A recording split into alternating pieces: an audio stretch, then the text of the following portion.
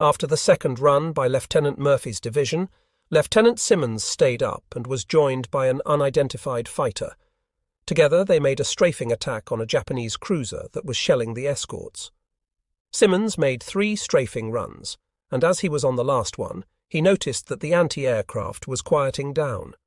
He made 3 runs on the leading cruiser, and then 4 more on 2 enemy cruisers, pulling out at 800 to 1,200 feet before 3 of his guns jammed. He climbed to 8,000 feet and tried to clear the guns, but could only get one to work. While up there, he saw 1 Japanese cruiser dead in the water. He circled and joined up with Lieutenant Samuel Frankovich and Ensign Jeffrey B. King for 1 more run on the cruiser.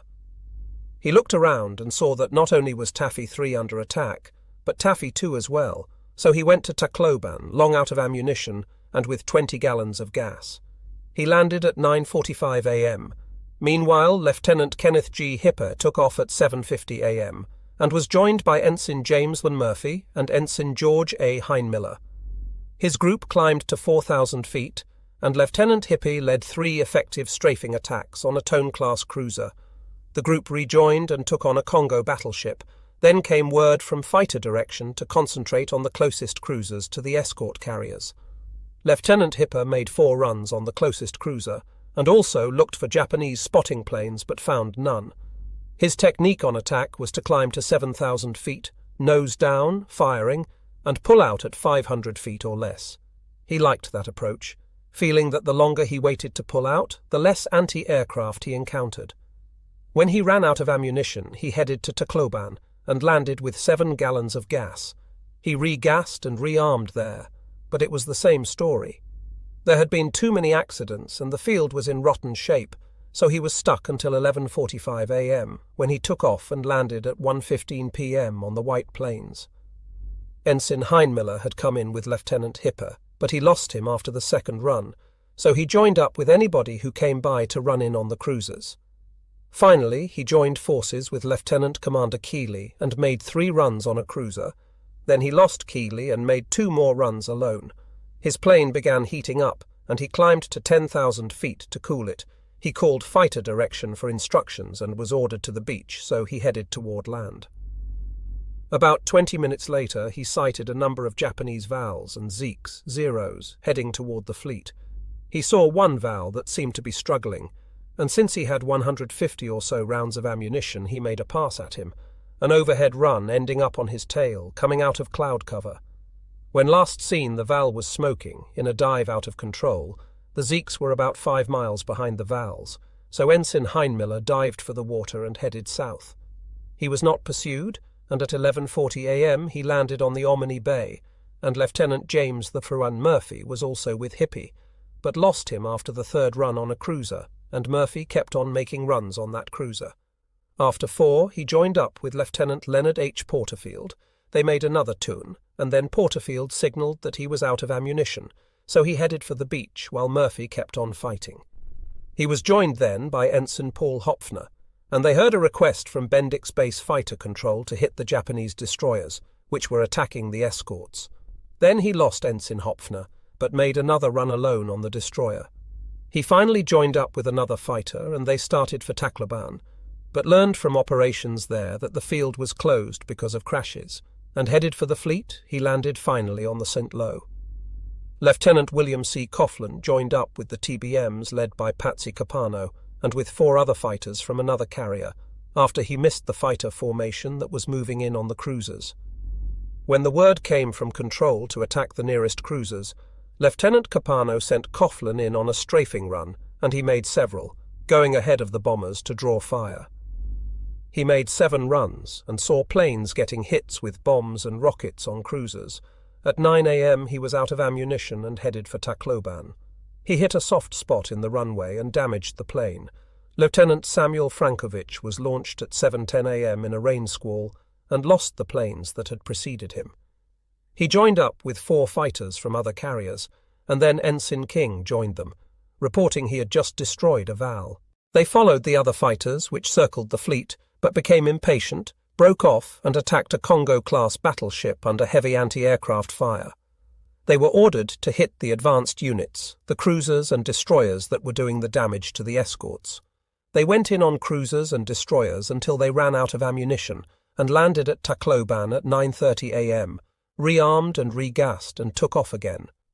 King damaged his port wing on takeoff on the bad field and headed back. Frankovich accompanied him partway and then headed off. One tragedy was that of Lieutenant Patsy Capano, who had led the bombers in the beginning. He had landed at Tacloban, but his plane was so badly shot up that it was unusable. He was eager to get back to his ship, so he borrowed a TBM from a wounded pilot from the Saint Lo.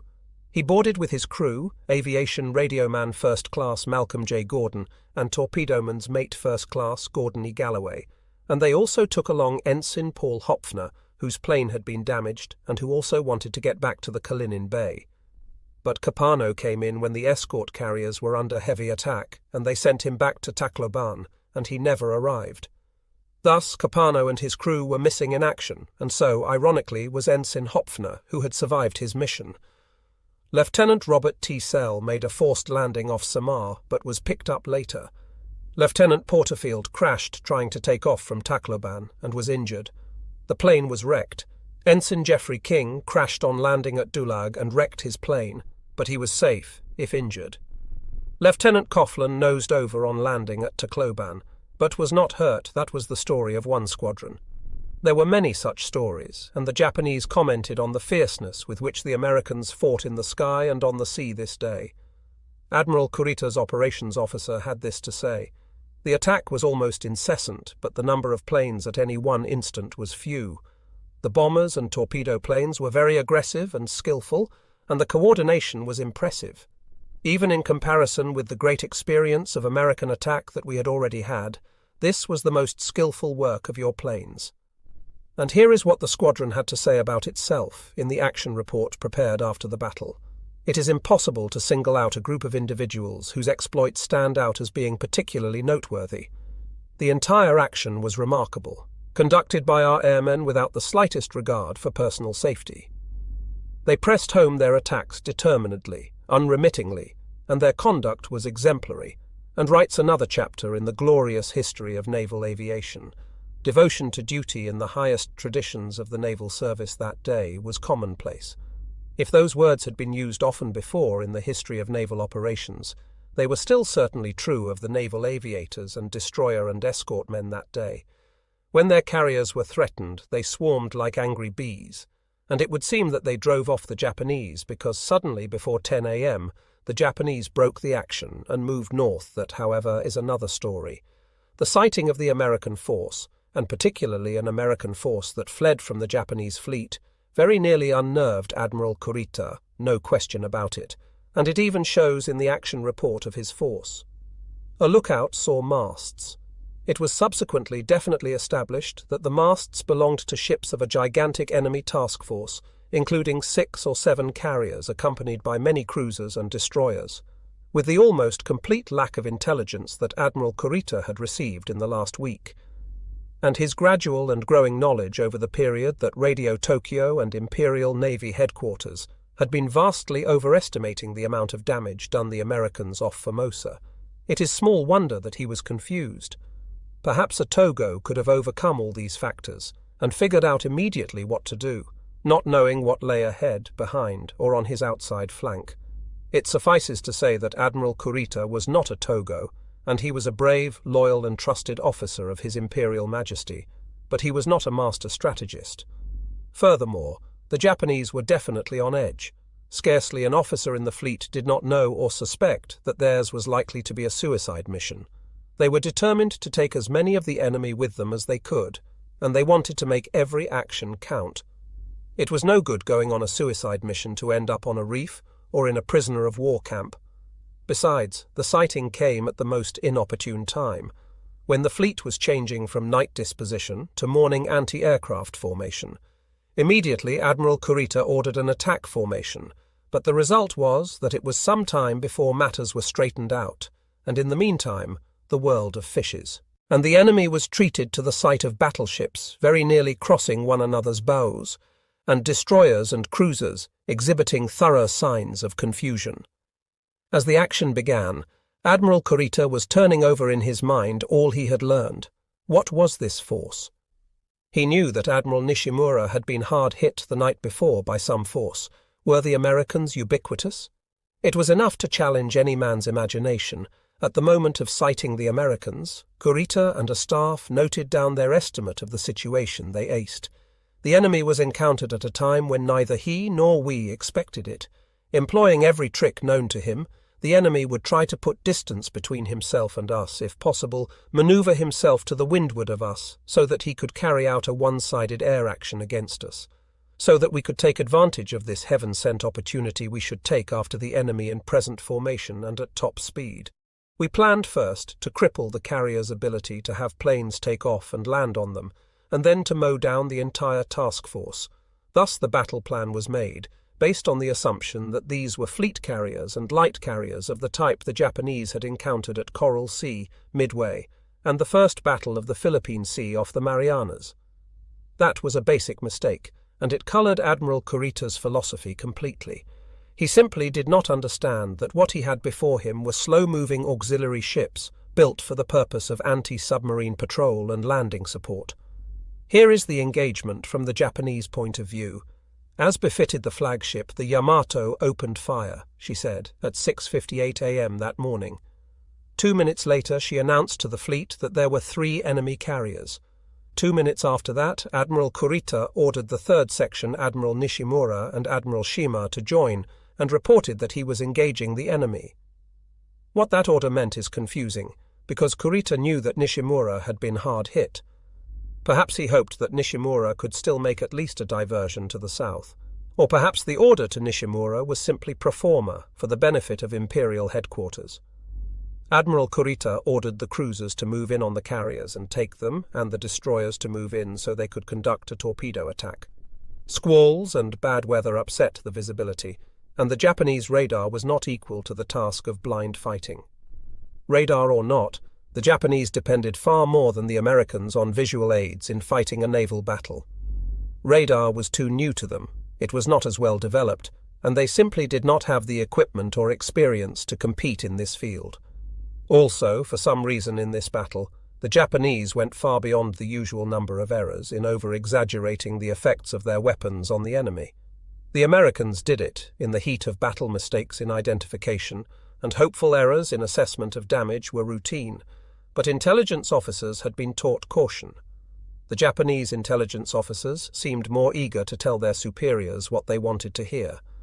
Probably as good a summary of the Japanese view of the battle as could be found lies in the report of the 7th Cruiser Division, which carried much of the action for the Japanese fighting force that day, and which lost 2 cruisers in this fight. At sunrise, the cruisers were standing by at 28 knots, with engines to be ready for maximum battle speed in 20 minutes. Then they sighted the Americans. Chokai, the cruiser, saw them first, and the Suzuya and the Kumano were not far behind. At 7:03 a.m., Admiral Kurita ordered the cruisers to attack, and cruiser flagship Kumano relayed the order to the others. By 7:10 a.m., Admiral Kurita had discovered that there were 6 carriers, and they were to be the primary targets. On went the cruisers with their attack. At 7:15 a.m., the Japanese reported they had set fire to 1 American carrier. The cruisers and the carriers and destroyers of both sides were in action now, the Americans making smoke, and the Japanese firing through it. At 7:24 a.m., 3 torpedo tracks were sighted off the starboard bow of the Kumano, torpedoes fired by the American destroyers in their attack. One hit the Japanese cruiser's bow, severing a section of it, and reducing the cruiser's speed to 14 knots. At that same moment, one of the carrier planes struck home too. A near miss came in on the Suzuya, made her port inboard shaft unusable, and caused leakage of the seawater into the after-fuel tanks. This reduced her usable fuel supply to 800 tons and her maximum speed to 23 knots, and she was hurt, no doubt about it. As the flagship Kumano lost speed, the Suzuya took command, although she was hurt, but the attacks never ceased. At 7:44 a.m., 3 torpedo planes, followed by 5 bombers, attacked Chikuma and Tone, anti-aircraft action. Chikuma evaded by wide turn to starboard, while Tone evaded by wide turn to port. Both ships returned to former courses and continued advance eastward, separated by a gap of 6 kilometers 10 minutes later, the Tone was under attack again. At about 8 a.m., the flag and the staff of the division moved over to Kumano the Admiral, 4 staff officers, 2 attached officers, 2 petty officers. All this while, the Japanese were talking excitedly about Independence-class carriers, fleet carriers, and Baltimore cruisers, when they faced nothing so serious. But the fight was serious, no doubt about it. At 8:28 a.m., the captain of the Tone was wounded in one of those strafing attacks by the planes above, and the Suzuya was having her troubles. Her captain tried to raise the speed to 24 knots, but she vibrated so badly she had to drop back. At 8:38 a.m., the Tone claimed to have sunk a Ranger-type carrier. This was the Gambia Bay. At 8:45 a.m., the Tone fired torpedoes at an American destroyer she thought was a cruiser. She was taking serious damage from shellfire, from the destroyers too. The Tone also claimed one of the American fighting ships, an enemy light cruiser, which took heavy list, and then blew up and sank. At about 8:53 a.m., the Chikuma moved up. Just at that time, 30 American carrier planes attacked the Chikuma, Tony, Haguro, and Chokai. Here is the report as the Japanese had it. 4 torpedo planes executed extremely low-level attack on Chikuma, 2 from each side. Several enemy fighters simultaneously were over the ship.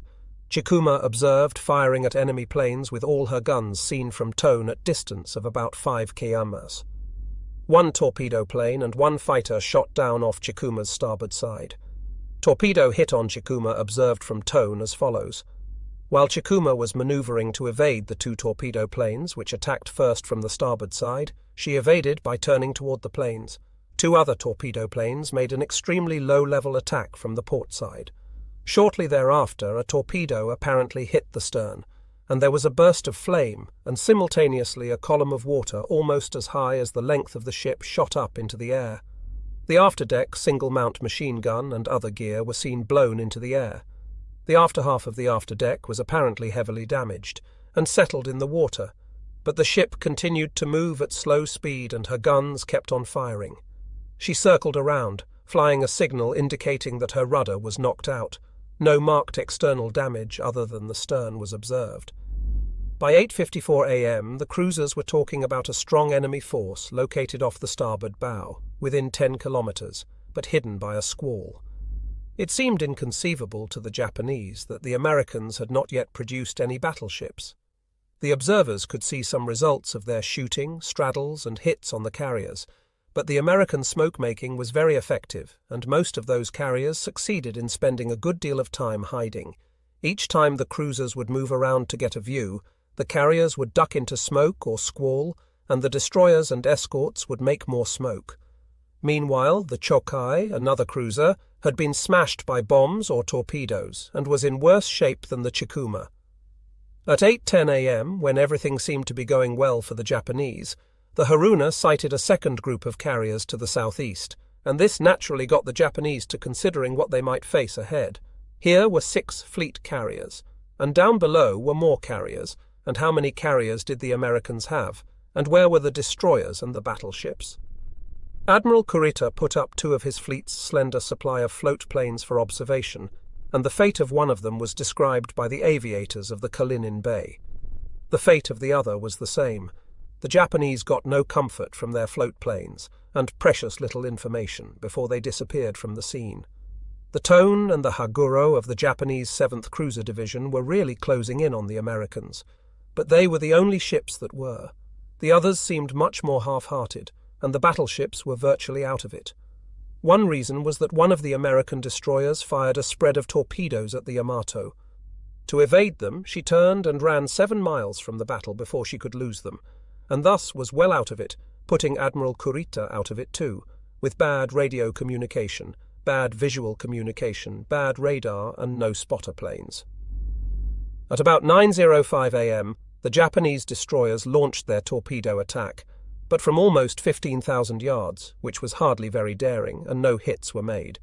As for the Japanese, the Tone was hit, the battleship Kongo was harried, the Chikuma and the Chokai were out of it, and the Kumano was badly damaged, but the Japanese were still as strong as a gang of foxes in a henhouse. Thus it came as a surprise to the commander of the Tone and to others when, at 9:14 a.m., Admiral Kurita ordered all ships to reassemble and head north. The tone was then talking about a torpedo attack to the Haguro, and Tone estimated that continuation of the pursuit attack on the enemy carrier group would be extremely effective, and that this favourable tactical opportunity should not be lost. However, in view of the 9:14 a.m. reassembly order from Flag, and also the necessity of regrouping the force for the penetration into Leyte Gulf, she broke off the pursuit and followed Admiral Kurita's second float plane had gone out of contact at 9:04 a.m. It had taken him only 10 minutes more to order the regrouping, retirement, or whatever one wanted to call it.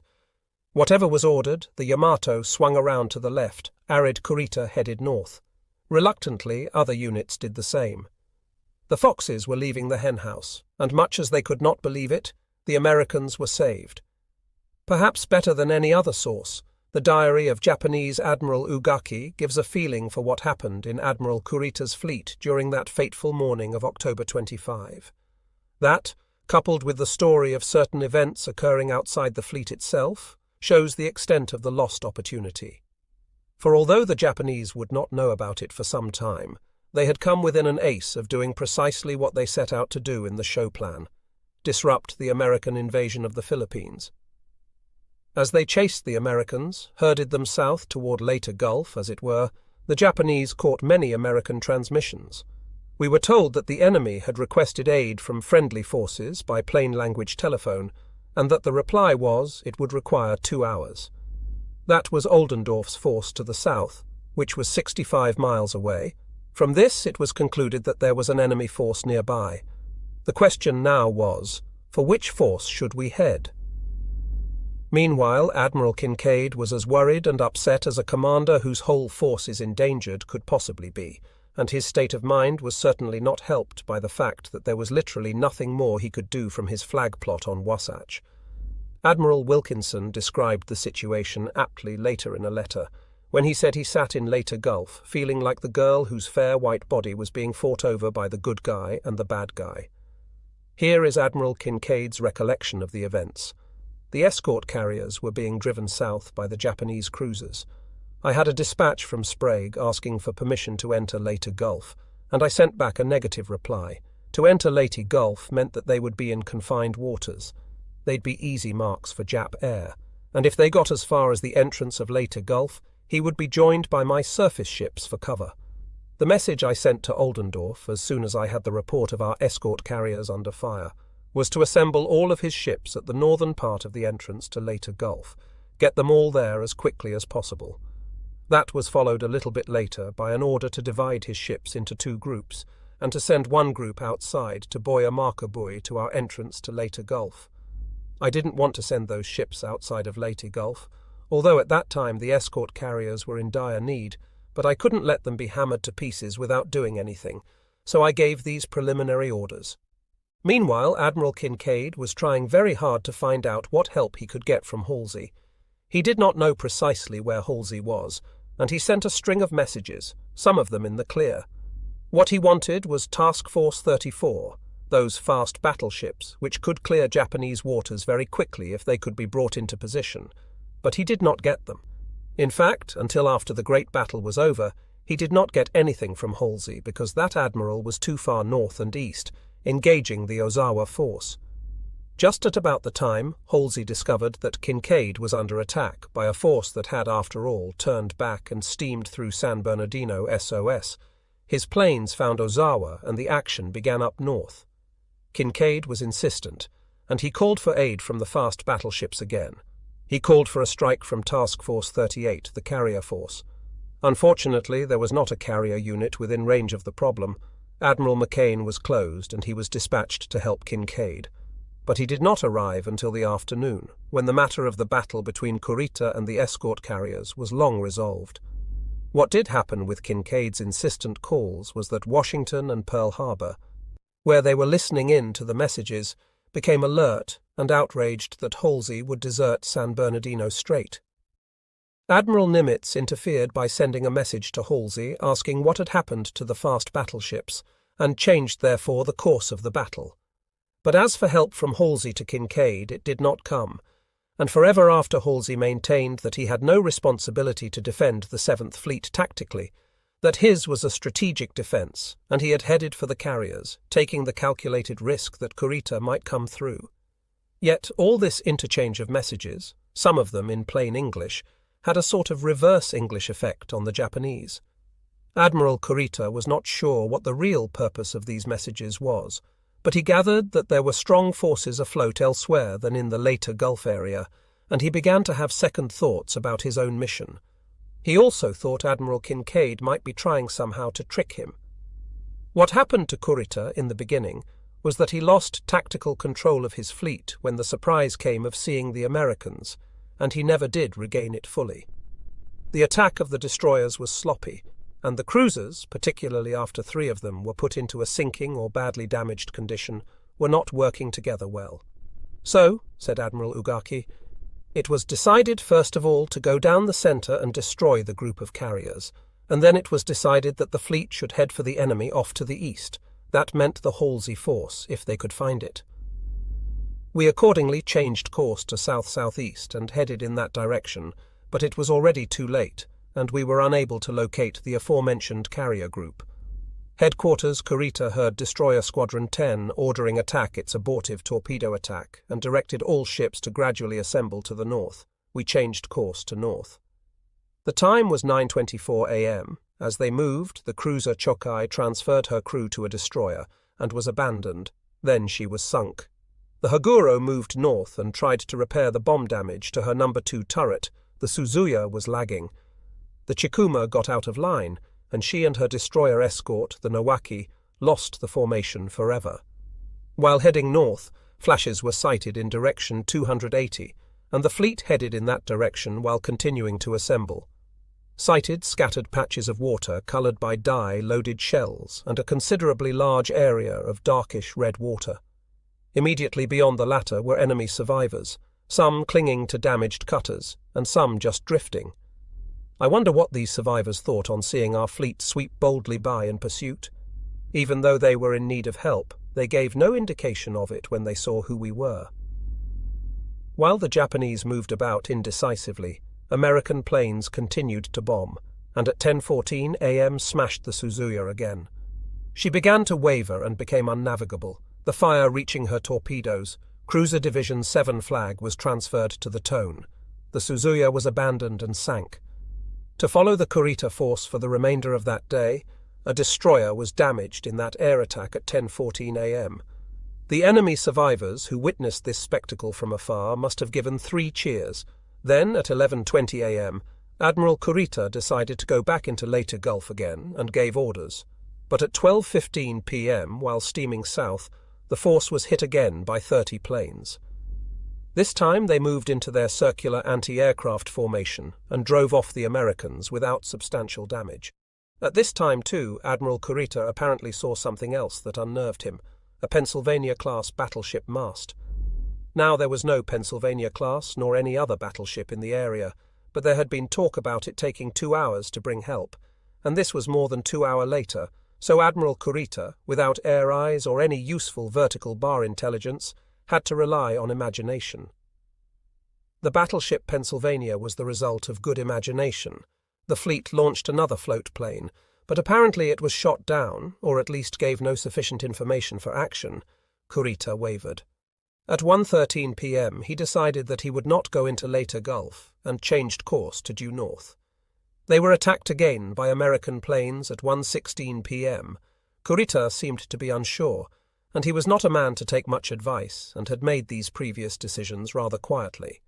Now Admiral Ugaki, who had been quiet himself, stepped forward and suggested that they head slightly eastward rather than directly north, and thus get out of the bad weather that was hugging the Samar coast. Admiral Kurita accepted the idea. Somehow, through a combination of intelligence and bad observation during the fight off Samar, the Japanese persisted in the idea that they had been fighting light carriers and fleet carriers, and not escort carriers. Admiral Kurita had the idea that his ships could not catch up to the carriers because the carriers could make 32 knots. This was arrant nonsense, but intelligence and communications this way were not the Japanese forte. One might use intelligence in both senses here. except that it suffices to say that Admiral Kurita simply did not know, and not knowing, he decided not to risk his fleet's existence by going into the unknown of Leyte Gulf, no matter what his orders. The Japanese army would have applauded that decision had they been party to it. They had been telling the Navy this same thing for weeks. Kurita also knew that the American planes were shuttling between their carriers and Tacloban and Dulag. This meant to him that they were immensely dangerous. He would not know the condition of Tacloban and Dulag fields. Also, he had so many fragmentary reports of American forces in so many places that he simply had to do what he thought best under the conditions, and he chose to try to join Ozawa and take on Admiral Halsey and destroy the Third Fleet. Not all of Admiral Kurita's officers agreed with him, had he bothered to ask. Admiral Ugaki did not. He wrote in his diary, "If battles could be waged by hard and fast rules, there would be nothing to them. At times, however, there are errors and unforeseen events. In particular, with the friendly air forces carrying out the attack, I thought that we should have at least pursued the enemy. In general, the will to fight and the ability to act promptly are not all that they should be, and standing on the same bridge, I have experienced considerable irritation with Kurita. If fuel is the primary consideration, then it is only natural that we head for San Bernardino Strait.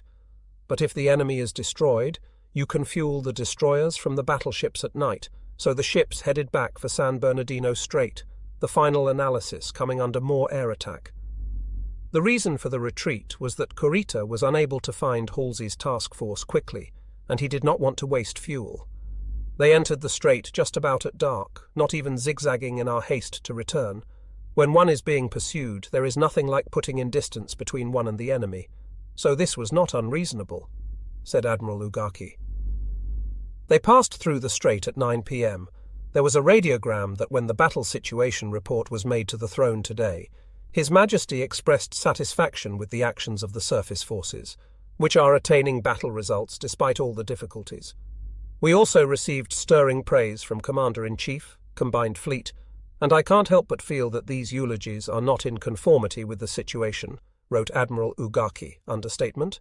Indeed it was, and Combined Fleet was shocked to learn that Kurita had turned back, and issued an order telling him to conduct a night action if that was possible. It was hardly possible. On receipt of the order, Kurita was already on his way back, having missed one of the great chances of the war to create havoc in the American fleet. The eulogies certainly were not justified by the situation. In his diary, Admiral Ugaki gives a hint, no more than that, of what was going on in Japanese air on this fateful day, October 25. On October 25, the Shikishima unit of the new kamikaze corps flew out from Mabala Cat at 7:25 a.m. looking for the enemy. So did other planes of the Japanese, but these Shikishima planes were different. Their pilots were dedicated to crash diving on the American ships and sinking them at the cost of the pilot's life for each plane that dived. The Japanese were not fools. The men in charge of the kamikazes would not allow the best pilots to waste themselves. Each pilot's success or failure was to be observed by someone who lived, and the pilots of the suicide planes needed escort to the targets to assure the best chance of delivering their deadly weapons. At 10 a.m. on the 25th, Lieutenant Yuko Seki began to make history. He was flying a Zero with a bomb under each wing, when at 10:10 a.m. his force sighted the American escort carriers, which had just broken off from the action with the Japanese fleet of Admiral Kurita less than an hour before. There were 5 kamikaze planes, escorted by 4 Zero fighters, and as soon as they were in position and each man had chosen his target, they peeled off and let go. Here is what happened next, from the action report of the escort carrier, Saint Lo. At 10:40 a.m., Lieutenant James Murphy of Kalinin Bay, whose exploits have been described earlier, landed his fighter on Saint Lo, which had agreed to take him as well as planes from other beleaguered carriers. Then, at about 10:51 a.m., anti-aircraft fire was seen and heard forward, and general quarters was sounded. Almost immediately thereafter, numerous planes believed to be both friendly and enemy were seen at 1,000 to 3,000 feet ahead and on the starboard bow. These planes moved aft to starboard, and one of them, when about a beam to starboard, went into a right turn toward the Saint Lo. The after-starboard guns opened on him, but with no apparent effect, this plane, a Zeke-52 with a bomb under each wing, continued his right turn into the groove and approached over the ramp at very high speed. After crossing the ramp at not over 50 feet, he appeared to push over sufficiently to hit the deck at about number 5 wire, 15 feet to the port side of the center line. There was a tremendous crash and flash of an explosion as one or both bombs exploded. The plane continued up the deck, leaving fragments strewn about, and its remnants went over the bow. There is no certain evidence as to whether or not the bombs were released before the plane struck the deck. The captain's impression was that no serious damage had been suffered. There was a hole in the flight deck with smouldering edges which sprang into flames. Hoses were immediately run out from both sides of the flight deck and water started on the fire. He then noticed that smoke was coming through the hole from below and that smoke was appearing on both sides of the ship, apparently coming from the hangar. He tried to contact the hangar deck for a report, but was unable to do so. Within 1 to 1.5 minutes, an explosion occurred in the hangar deck, and, he believed, bulged out the flight deck near and aft of the hole. This was followed in a matter of seconds by a much more violent explosion which rolled back a part of the flight deck, bursting through aft of the original hole. The next heavy explosion tore out more of the flight deck and also blew the forward elevator out of its shaft. At this time, which he estimated as still shortly before 11 a.m., he decided that the ship could not be saved. With the smoke and flame, he was even uncertain as to whether the after part was still on the ship, though later he had glimpses of it. All communication was lost except the sound-powered phones, which apparently were in for some time, although no reports could be obtained from aft. The Saint Lo was abandoned and sank before 11:25 a.m., less than an hour after Lieutenant Murphy had landed with such relief on this carrier, back on his ship after an exciting day. The story of the Saint Lo's sinking is a story of heroism, but its relationship to the death of the Japanese fleet is a very special one, part of a story that was told that day over and over. Earlier in the morning, the escort carrier Santee had been hit by a plane that either crash-dived on the carrier or fell into it, probably the latter, for no bomb explosion was felt, and that saved the Santee from more damage than she suffered, 43 casualties. She was very nearly hit by another plane. Whether a true kamikaze or not is debatable. Then the Petroff Bay, another of the carriers of Admiral T.L. Sprague's Taffy 1, suffered a near miss from a plane. The Santee was also hit that morning by a torpedo from a Japanese submarine. The Suwannee, another escort carrier of Taffy 1, was hit by a plane carrying a bomb, probably kamikaze, but in 2 hours she was taking planes again. At the same time the Saint Lo was hit and sunk. Kamikazes of Lieutenant Setti's unit also dove into the Kitkun Bay and tried to get the Fanshawe Bay and the White Plains, but were shot down. Yet another plane exploded just off the White Plains and did serious damage. The Kitkun Bay and the Kalinin Bay were both hit again by kamikazes. This was a new experience for the Americans. Occasionally damaged planes, or planes flown by mortally wounded pilots, had crashed into ships before the Australia took one on October 21, but this was an entirely different matter, and the American sailors knew it well. Here is the initial reaction from the White Plains that day. Devil diver tactics, devil diver attack from astern. It was noted that in every case of attack by devil divers against this task unit on ships of this class, the devil diver circled from ahead to start his dive from astern. It is probable that this method is used by the devil diver because anti-aircraft defense close aboard astern is least effective on this class vessel maneuvering to avoid suicide divers. This vessel avoided a direct hit aft by a hard left turn executed at the commencement of the dive. It is believed that the most effective avoiding maneuver to combat suicide attacks by more than one aircraft vessel of this class, either during day or night, would be an emergency zigzag of about 25 degrees to the right and left of the base course, effected by about 25 degrees of rudder on each turn. At least 18 knots is recommended to give quicker effect to the rudder and compensate for loss of speed. These advices were to be combed and followed and improved upon in the months to come, because the Japanese, in failing to penetrate Leyte Gulf in the show operation, still had created a desperate new weapon that was to replace the Japanese fleet as a fighting force. Admiral Kurita, of course, had no knowledge of the desperate measures that Admiral Onishi had begun. That day, the 7th Fleet forces fought off many air attacks, both conventional from forces of the 2nd Air Fleet and suicide from the forces of Admiral Onishi's 1st Air Fleet. The Japanese made several more submarine attacks too, including a night attack on the Petrov Bay. The next day, the Suwannee, an escort carrier, took another kamikaze, causing some 250 casualties, but not sinking the ship, and the destroyer escort Eversole was sunk by torpedoes from a submarine. Submarine 145 was sunk a few days later in these waters. In a few hours, the kamikazes had done tremendous damage. Had they been able to correlate their attack with Admiral Kurita's, had Kurita even been given the benefit of the information that he was going to have any air support at all, things might have gone differently at Leyte Gulf and Samar. But as it was, the heart of the Japanese fleet, the Kurita force, was sent staggering back home to Japanese waters, having suffered badly in its attempt to reach the American force, and having failed.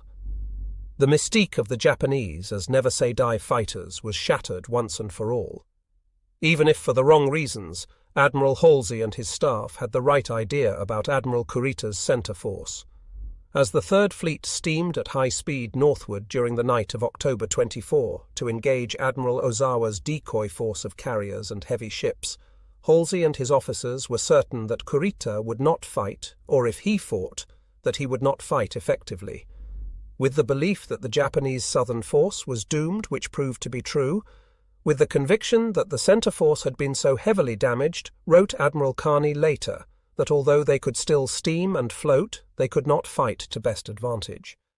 It was decided to turn full attention to the still untouched and very dangerous carrier force to the north, not only for the immediate purpose of this engagement, but with a very definite view to eliminating them in view of the projected operations of which we knew, the occupation of Mindoro and the occupation of Luzon. It was, as everyone from Halsey on down knew, a big chance they were taking by leaving San Bernardino straight, and it was a calculated decision, not a spur-of-the-moment hot-head idea, as has sometimes been indicated. Admiral Halsey decided against dividing his fleet by leaving surface forces at San Bernardino and taking aircraft carriers north because that would expose the surface forces to air attack from land-based air without adequate covering.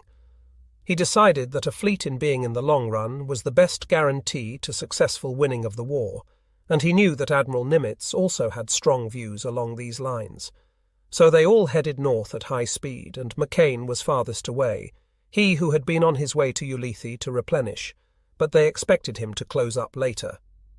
Here is Commodore Arleigh Burke's recollection of the spirit of the next few hours. At 8:29 p.m. that night, word was received that Task Group 38.3, in which Mitcher and Burke were riding on Lexington, would join 38.2 and 38.4 in latitude 14° 28' north, longitude 125° 50' east, and that all 3 task groups would attack the enemy carrier force. At about 11:30 p.m., the task groups were rendezvoused. Admiral Mitcher took tactical command, came to course north, speed 25. At 12 a.m. course was changed to the northeast. Speed 16, at 12:30, the Independence night carrier launched a night search to the north, and at about 2:05 a.m., one of these planes made a radar contact. About 30 minutes later, this same plane made a contact with the second group of 6 large ships, which was slightly to the east of their original contact, which put the closest enemy group to us almost due north, about 80 miles away. Ozawa, it will be remembered, had split his force, and the scouting force was trying to get back to him this night. This was going to be good. This battle was going to be fought close enough. But then, as so often happens in war, fate took a hand. The Americans were moving in steadily on the Japanese. They had a tracking plane out, and the tracking plane developed engine trouble at 3 a.m. and had to return to the Independence. Frantically, other planes were sent out.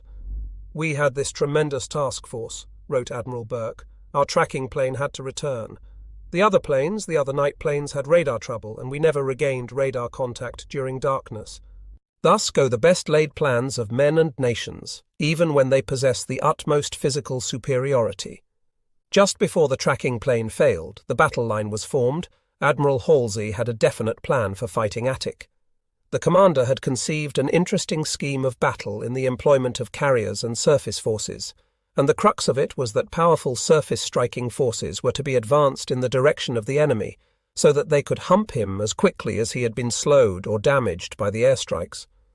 This had been done during the night, and a fast, surface-striking force was bearing down on the enemy formation. Just before dawn, the fleet armed its planes, and at 5:55 a.m. the search for the Japanese began. "We took a chance after we launched our search," said Commodore Burke, "and we launched our attack with every plane we had available immediately following.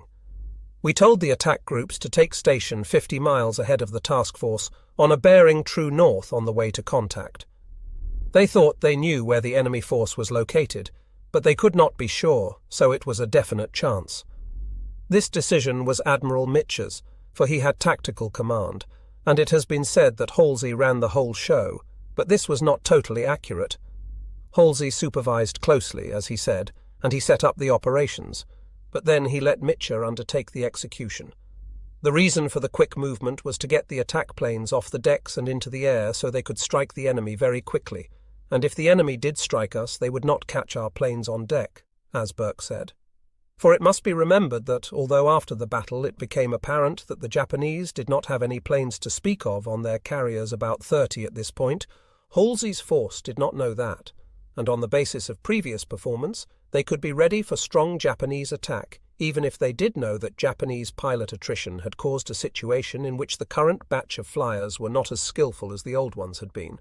At 7:30 a.m., said Burke, our planes sighted the enemy carrier task force consisting of 1 carrier, 3 light carriers, 2 old battleship carriers, 5 cruisers, and half a dozen destroyers.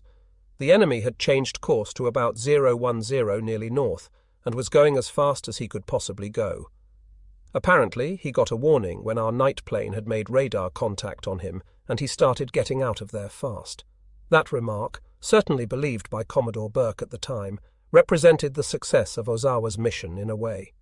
He had been sent to lure the Americans north, away from Samar and Leyte Gulf, so that Admiral Kurita could set into the henhouse. So far, Admiral Ozawa's mission was a total success, one might say.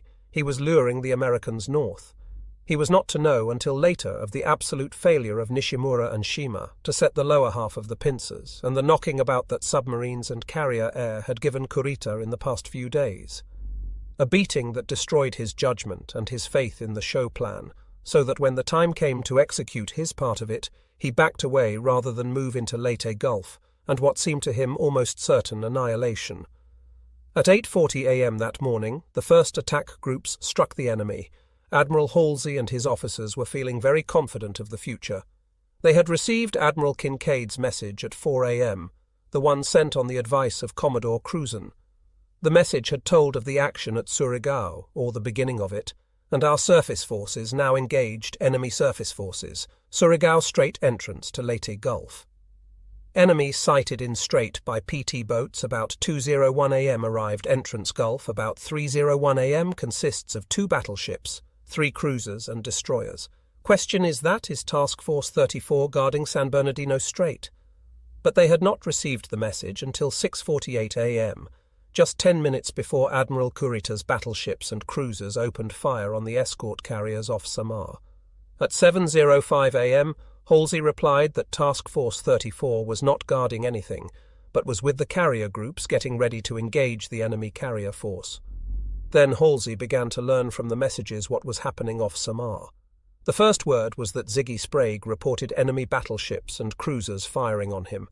That came in at 8:22 a.m., even while Halsey was pondering an unpleasant word from Admiral Mitcher, telling him that contact was lost with the Japanese force of Admiral Ozawa. 2 bits of bad news, enough to give a fleet commander few more grey hairs. Then the messages from Kincaid came thick and fast and completely out of sequence. That was the problem of communications.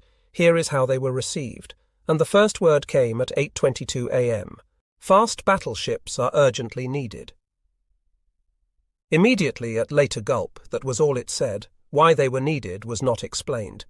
For Kincaid had been sending messages for an hour, explaining everything, but those messages stacked up while this one got through. And this one came while Halsey was very much occupied with the fight against Ozawa, which had begun.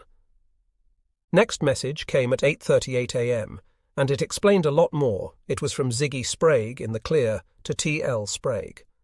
Under attack, Enemy composed of 4 battleships, 8 heavy cruiser, many destroyers. But this was informational, not terribly upsetting, particularly when just 4 minutes earlier, Halsey had ordered the fleet to close on the enemy, meaning Ozawa. Then came another plain message, which Halsey received at 9 a.m., explaining more. Enemy force attacked our size, composed of 4 battleships, 8 cruisers and other ships. Request Lee proceed top speed cover later. Request immediate strike by first carriers. Since Lee had just been ordered along with the others to close Ozawa, it seemed most unlikely information, and Halsey devoted most of his attention to his own battle.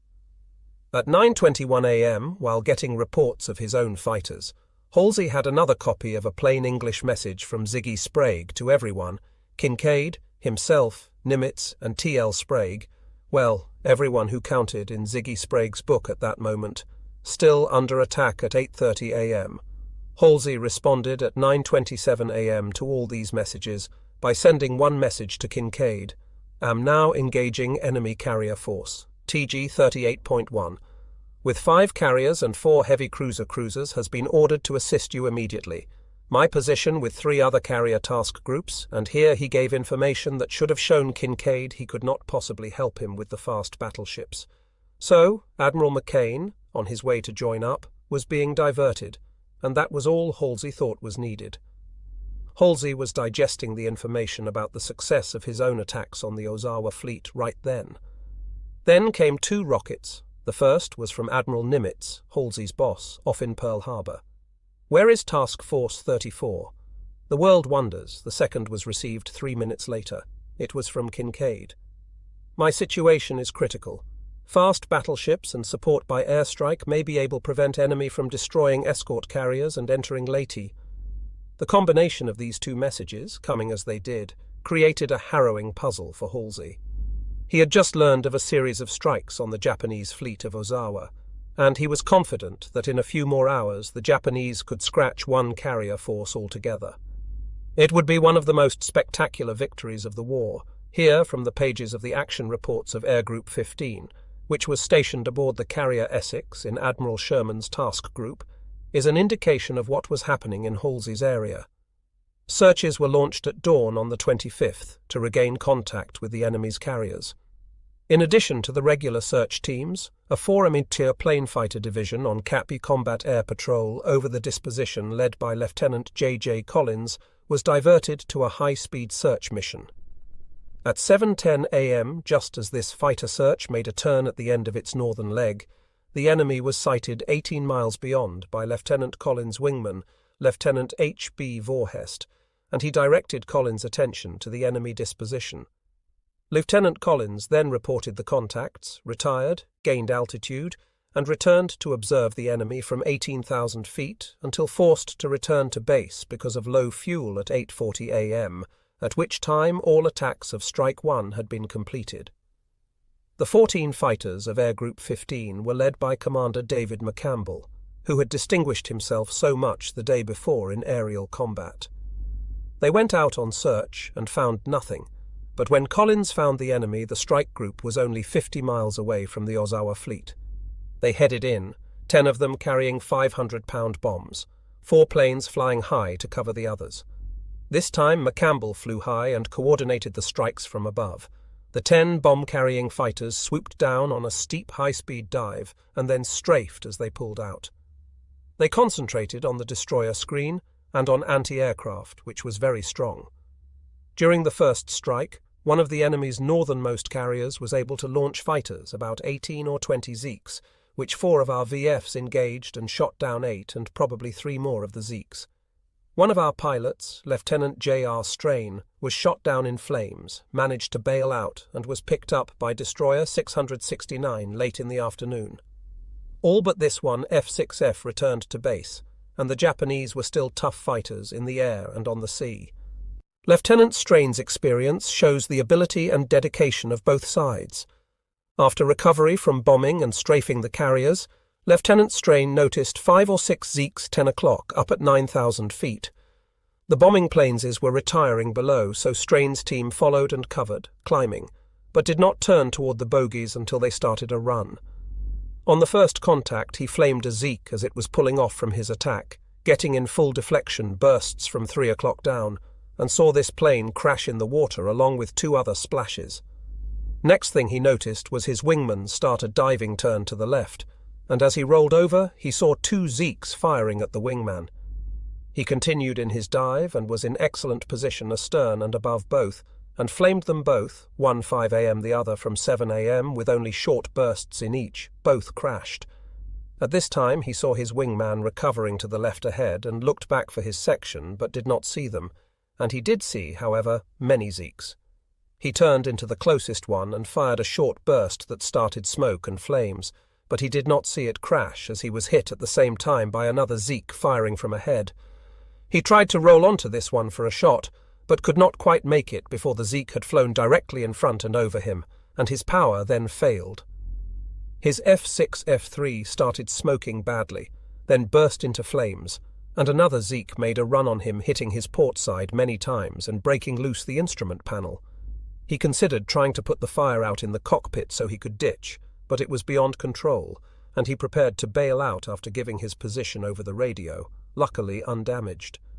His equipment twice caught on the cockpit enclosure, causing anxious moments, and he left the plane at 2,500 feet. 2 Zeeks were circling, so he delayed opening his chute until as late as possible. He almost opened his chute too late, for upon its opening he made but one swing when he hit the water. He swallowed considerable salt water while getting disentangled, but he lost it all with no trouble when in his raft. Throughout the day he fired 3 very cartridge, sat low-flying search planes with no success. The sun was very bright, watched over 350 planes attacking the enemy disposition, stayed out of the sun and dozed. About 4 p.m. he sighted a friendly surface force and succeeded in getting a Roger from a destroyer 669 at 9,000 yards with his mirror, and was picked up. Hethan had the pleasure of watching from the bridge the polishing off of the enemy carrier he had hit previously, as well as the sinking of an enemy cruiser in a night action. Here is the account of the dive bombers in action. 15 Hell divers, led by Lieutenant John David Bridges, rendezvoused with fighter division fighters and torpedo planes and were vectored to a point 50 miles north of base, where they orbited at 12,000 feet and were joined by air groups from other carriers. Upon receipt of a contact report from communication relay planes, the group departed for the enemy fleet, climbing to 14,500 feet en route. At this time, 1 bombing planes returned to base because of engine trouble. The target coordinator sighted the fleet and assigned the Essex Group a light aircraft carrier of the Kitos class, then on the starboard quarter of the disposition, as if in the process of launching planes. As soon as the torpedo planes reached their desired position, the dive bombers started their high-speed approach from the south, attaining a speed of 240 knots prior to the breakup at 11,000 feet up sun from the target. These were the first planes to reach and attack the enemy disposition, and the heavy anti-aircraft fire was intense during the approach, as many batteries were concentrated on the one formation. Dives were made from the northeast, and of the 12 bombs released on the light aircraft carrier, 8 were observed to be direct hits. The light aircraft carrier began a slight turn as the attack started, but resumed its course without further evasive action. The bombing plane's attack left the carrier burning fiercely, exploding and in sinking condition,